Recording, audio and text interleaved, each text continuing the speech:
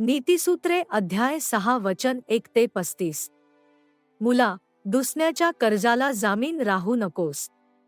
त्या माणसाला कर्जांची परतफेड करता आली नाही तर तू ते परत करण्याचे वचन का दिलेस? तू दुसऱ्याच्या कर्जाची हमी घेतलीस का? तर मग तू अडकलास.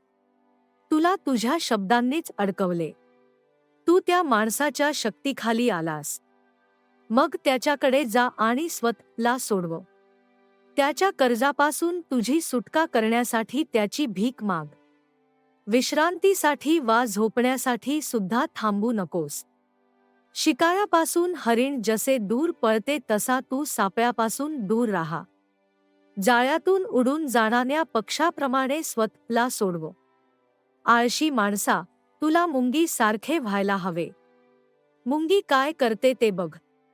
मुंगीपासून शिक. मुंगीला राजा नाही, वरिष्ठ नाही की नेता नाही. पण उन्हाळ्यात ती सगळे अन्न गोळा करते. मुंगी तिचे अन्न साठवते आणि हिवाळ्यात तिच्याजवळ भरपूर अन्न असते. आळशी माणसा, तू किती वेळ झोपून राहणार आहेस? तू विश्रांतीतून केव्हा उठणार आहेस? आळशी माणूस म्हणतो, मला थोडी झोप हवी. मी हथे थोड्या वेळासाठी पडतो. परंतु तो झोपतच राहतो आणि गरीब होत राहतो. लवकरच त्याच्याजवळ काहीही नसेल. चोर अचानक येऊन सर्व काही घेऊन जातो, त्याचप्रमाणे त्याला अचानक गरिबी येईल. दुष्ट आणि कवडीमोल माणूस खोटे बोलतो आणि वाईट गोष्टी सांगतो. तो डोळे मिचकावतो आणि लोकांना मूर्ख बनविण्यासाठी खुणा करतो. तो माणूस दुष्ट असतो. तो नेहमी वाईट गोष्टी करण्याच्या योजना आखतो. तो सगळीकडे संकटे आणतो. पण त्याला शिक्षा होईल. त्याच्यावर अचानक संकट येईल. त्याचा त्वरित नाश होईल आणि त्याला काहीही मदत मिळू शकणार नाही. परमेश्वर या 6 नाही 7 गोष्टींचा तिरस्कार करतो. डोळे, जे माणूस गर्विष्ठ आहे हे दाखवतात. जीभ, जी खोटे बोलते. हात, जे निरपराध्यांना ठार मारतात. हृदय, जे वाईट गोष्टी करण्याच्या योजना आखते. पाय, जे वाईट गोष्टी करायला धाव घेतात. माणूस जो खोटे बोलतो आणि कोर्टात ख्या नसलेल्या गोष्टी सांगतो. माणूस जो वादविवादाला सुरुवात करतो आणि दुसऱ्यांमध्ये भांडणे लावून देतो. माझ्या मुला, तुझ्या वडिलांची आज्ञा लक्षात ठेव आणि तुझ्या आईची शिकवण विसरू नकोस. त्याचे शब्द नेहमी लक्षात ठेव. त्यांच्या शिकवणीला तुझ्या आयुष्याचाच एक भाग बनव.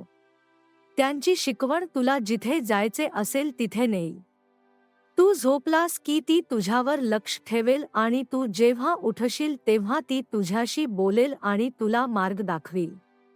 तुझ्या आईवडिलांची शिकवण आणि आज्ञा प्रकाशाप्रमाणे असून त्या तुला योग्य मार्ग दाखवतात. ते तुला योग्य मार्ग दाखवतात आणि जीवनाचा मार्ग आचरायला शिकवतात.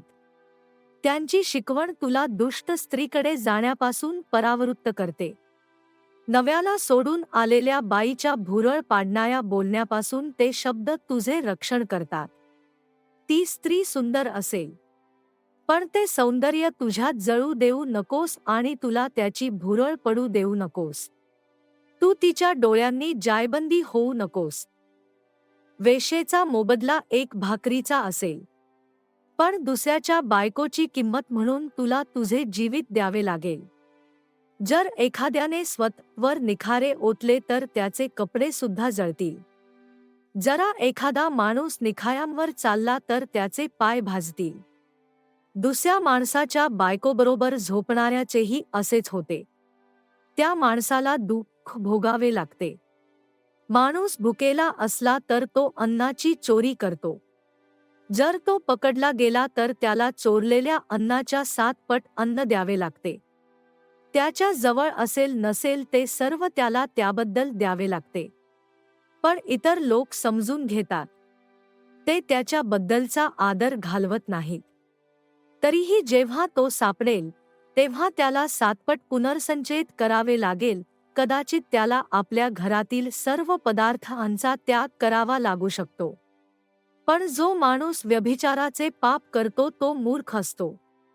तो स्वतःचा नाश करीत असतो. तो स्वतःच त्याच्या नाशाला कारणीभूत असतो.